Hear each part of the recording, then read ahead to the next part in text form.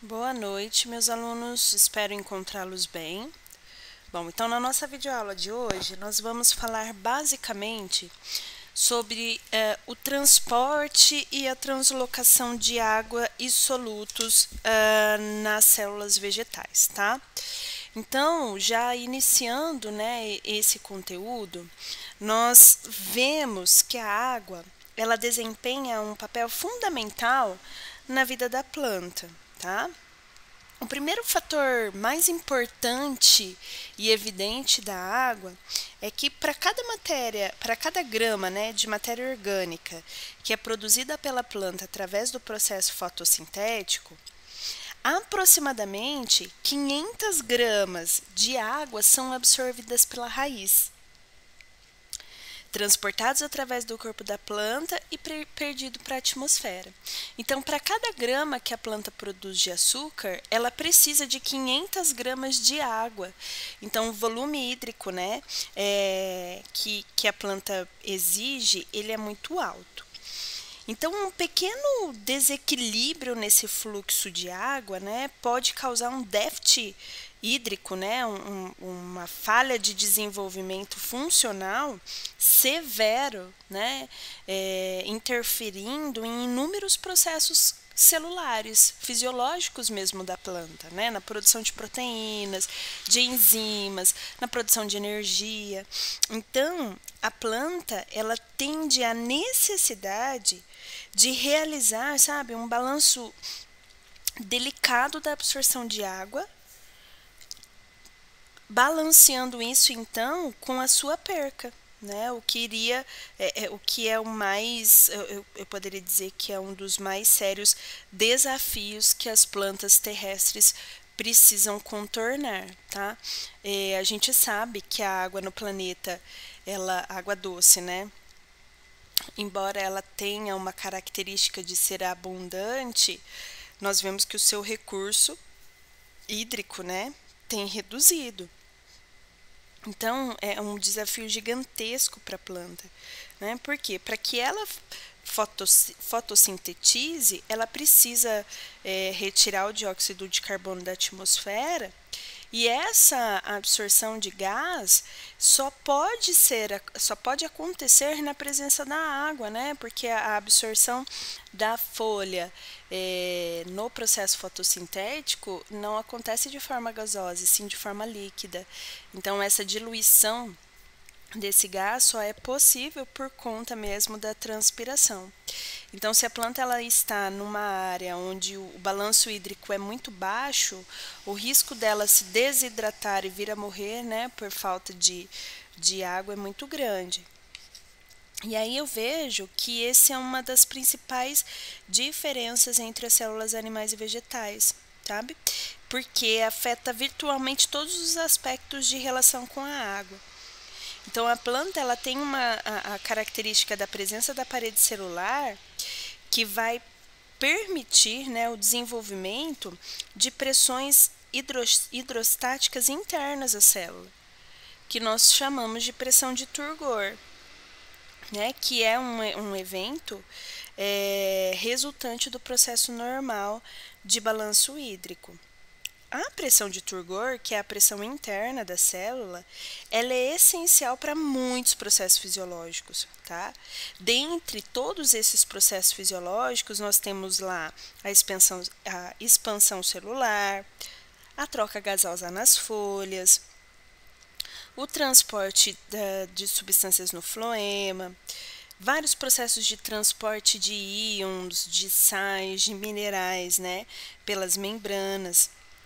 Além de tudo isso, a pressão de turgor ela vai contribuir, né, para a rigidez e a estabilidade mecânica dos tecidos vegetais que não têm lignina, né, ou seja, são formados por parede primária, aquelas plantas que são mais jovens, tá? Então, a água ela tem essa característica de, além de fornecer, né, um solvente universal, necessário para a realização de todos os processos químicos de um organismo, ela também vai conferir estabilidade, né, resistência, expansão celular, né, garantir o crescimento da célula. Desta forma, a água, né, ela compreende a maioria da massa de células vegetais. Nós vamos ver que existem algumas espécies, né, de vegetal. Vamos pegar ali como exemplo, vamos pegar uma folhosa, né, o alface. A água ela constitui de 80 a 95% a massa dos desse tecido vegetal. Então, vejam só, é um volume muito alto, né? Então, 90% desta planta é formada por água. Nós vemos que o vegetal ele vai apresentar regiões, né, com uma maior intensidade de água e áreas com menor consumo hídrico. Por exemplo, uma semente, né? A semente, ela é um dos tecidos da planta que é mais seco, né? Porque ela tem muitos tecidos de revestimento ao embrião. Então, uma semente ela vai ter ali de 5 a 15% de água, tá? Porém, antes do processo de germinação, ela precisa absorver uma quantidade de 5 a 6 vezes mais volume de água para conseguir estimular o processo de divisão meristemática. Tá? Então, assim, embora seja uma região da planta que se encontra seca, né, mais seca do que as outras áreas, se não houver a água presente, essa estrutura não consegue se desenvolver e formar um novo indivíduo. Tá? Então, a gente não tem nenhum questionamento para afirmar que a água é o mais abundante e o melhor solvente que se conhece, tá? Principalmente aqui, gente, em todas as áreas da biosfera, tá? Mas eu estou me referindo à interação água e vegetal. Então, como solvente, né, a água ela constitui um meio de moléculas que se movimentam dentro de células e entre elas. Então, a água ela tem essa característica de influenciar a estrutura de proteínas, de ácidos nucleicos, de polissacarídeos, né, de açúcares, né, e outros constituintes celulares. Então, tecidos celulares, né, e assim por diante.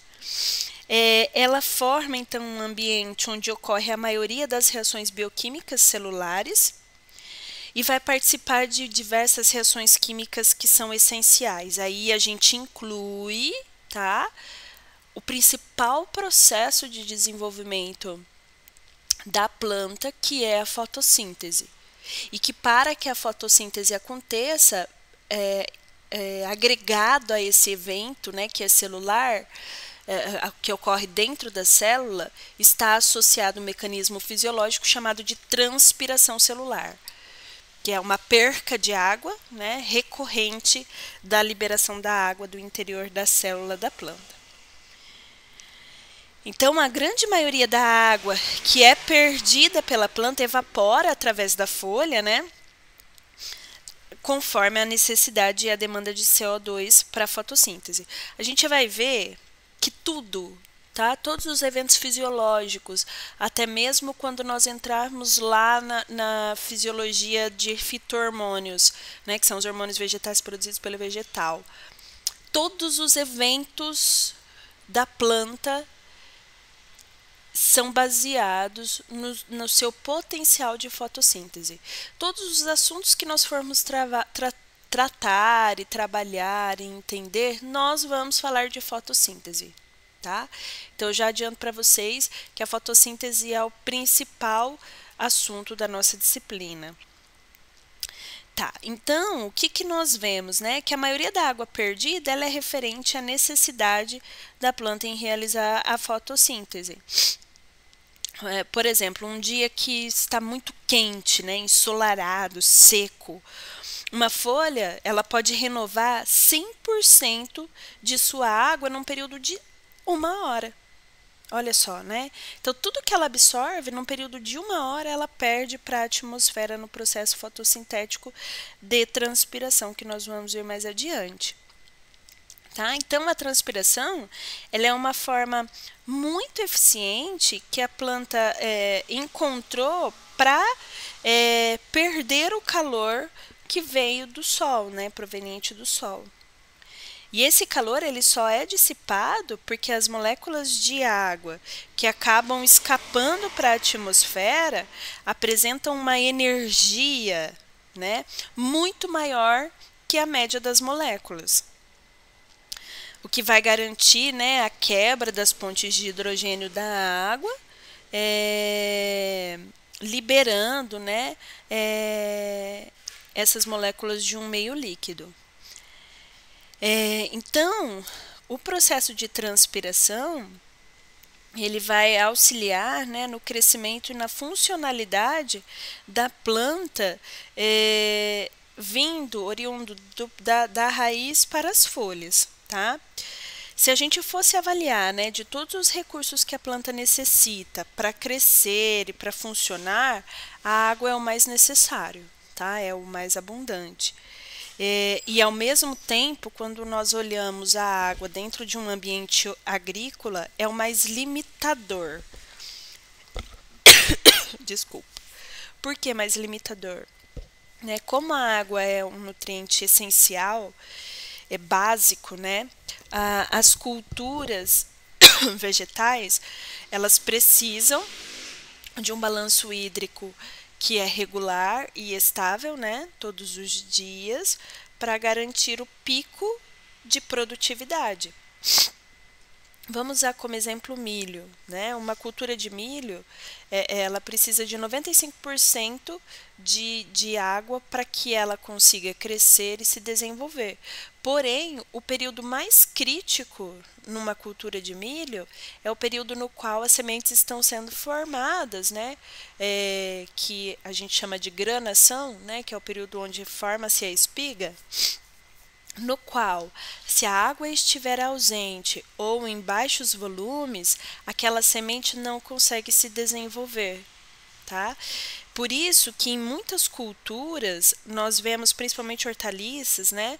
Nós vemos que a prática de irrigação artificial, ela é tão necessária, porque a disponibilidade da água, ela vai limitar a produtividade do ecossistema natural.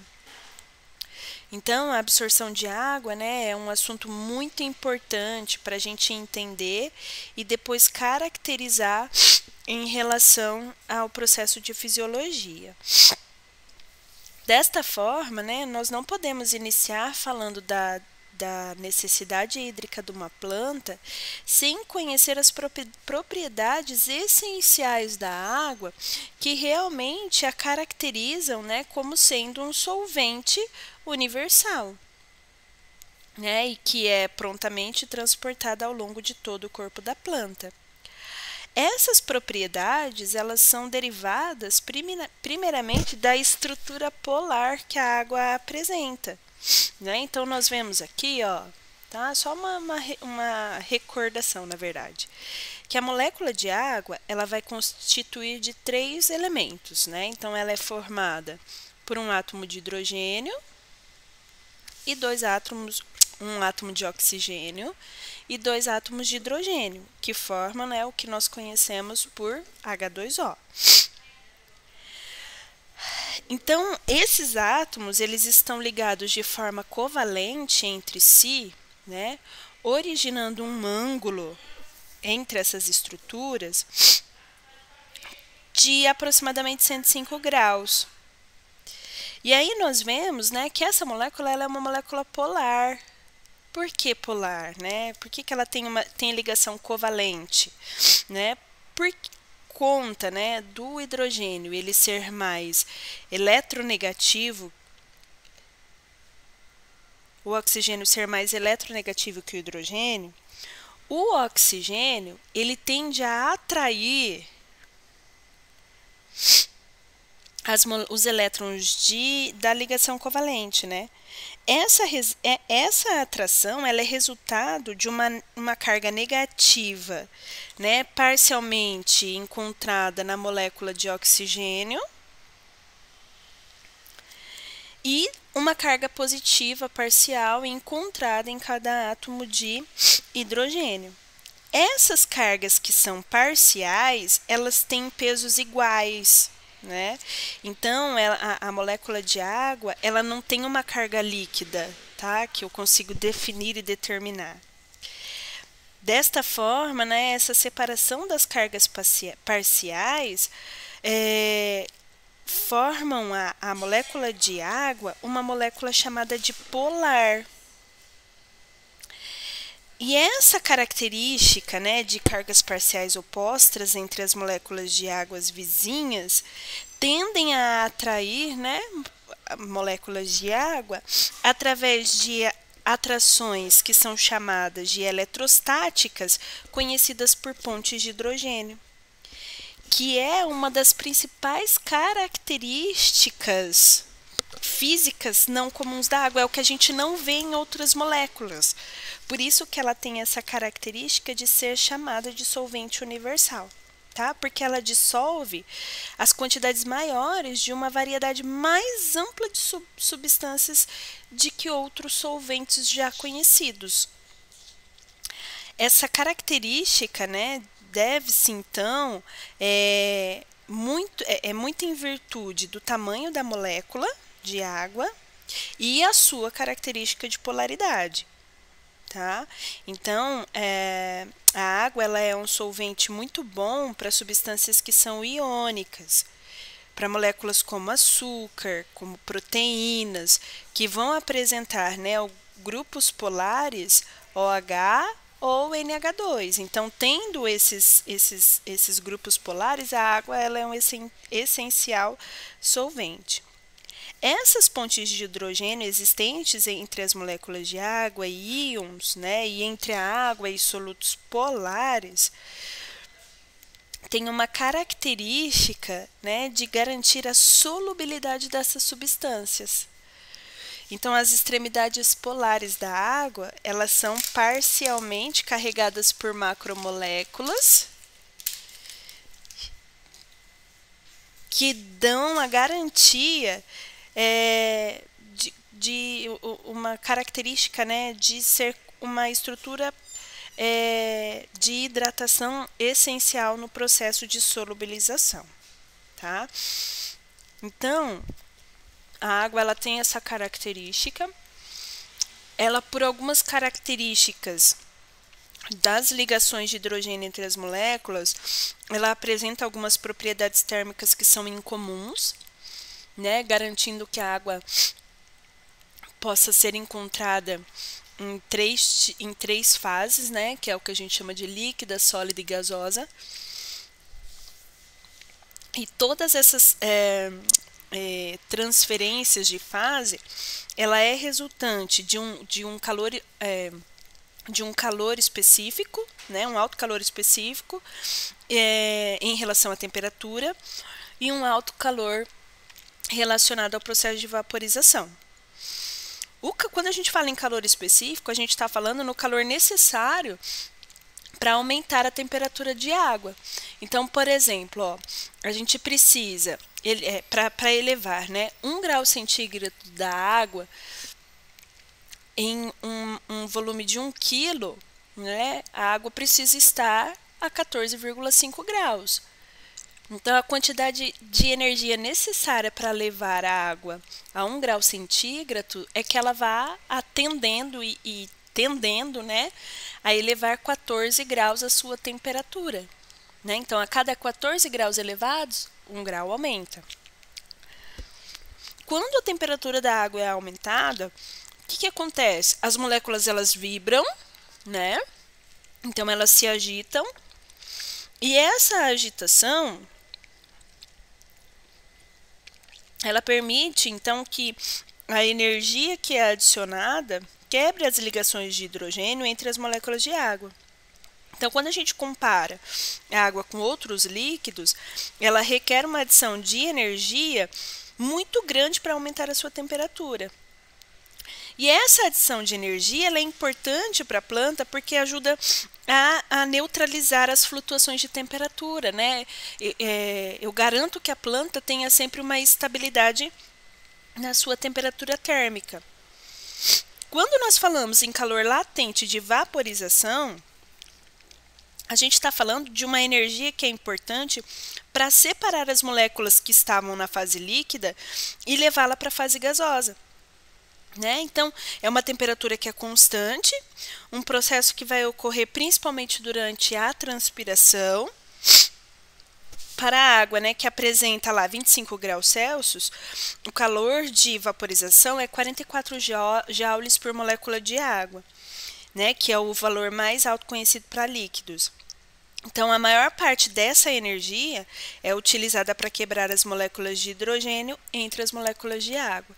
Então, aqui, o que nós vemos? Ó, eu trouxe 2 exemplos, tá? Fase líquida, né? Então, as moléculas interligadas por ponte de hidrogênio de uma forma bem espalhada dentro de um composto, de um espaço, né, de água.